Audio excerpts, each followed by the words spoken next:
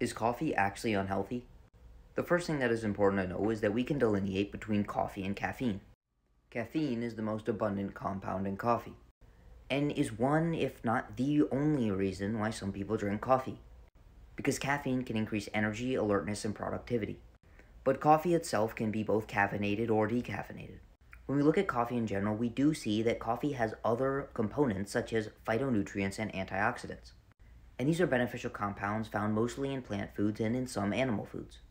One slightly funny but kind of scary fact. In many populations, including middle-aged Japanese women, 47% of their dietary polyphenols comes from the consumption of coffee. And what is kind of even more scary is that the majority of dietary polyphenols are coming from fruit juice, wine, tea, coffee, chocolate, and beer. So besides just the energy boosting effect, there are mechanisms by which coffee can be beneficial. And we see that compared to no consumption, the consumption of one or more cups of coffee per day is associated with a lower risk of all-cause mortality. It's also associated with a lower cancer mortality. And interestingly, these researchers find that caffeinated coffee is associated with a lower risk of mortality than those consuming decaffeinated coffee. It's also seen that the caffeine in coffee is associated with reduced risk of cognitive decline, dementia, and Alzheimer's disease, which is likely mediated by the many cognitive benefits of caffeine in a reasonable dose. One thing to note is that caffeine consumption is associated with an increase in childhood obesity, because caffeine consumption is an indicator of an increased caloric intake.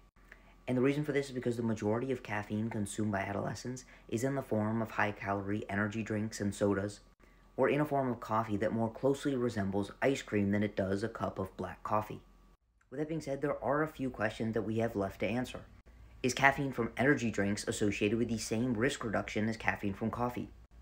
Is it simply the fact that people who drink coffee are typically healthier? And can we get all of the benefits of coffee from decaffeinated coffee? These questions remain to be determined, but I think things like coffee and tea are fantastic sources to get your caffeine.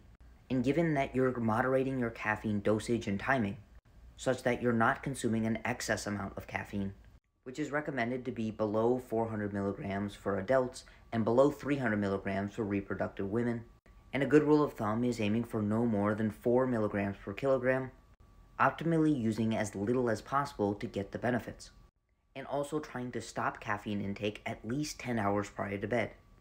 And the earlier you can cease caffeine intake, the better. This doesn't mean you can't continue to consume decaffeinated coffee. And the other thing to know is that if caffeine doesn't make you feel good, there's no need to drink it.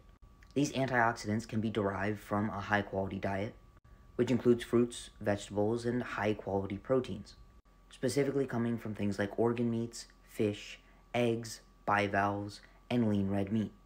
The last question I want you to ask yourself is, do you think the reason that coffee provides all these benefits is because the individuals who are drinking coffee are typically living a happier and healthier life? And maybe this coffee is being consumed while talking to a friend or significant other, which can absolutely improve both your mental and possibly your physical health. With that being said, if you'd like to learn how to take control of your health and energy, send me a DM to sign up for coaching.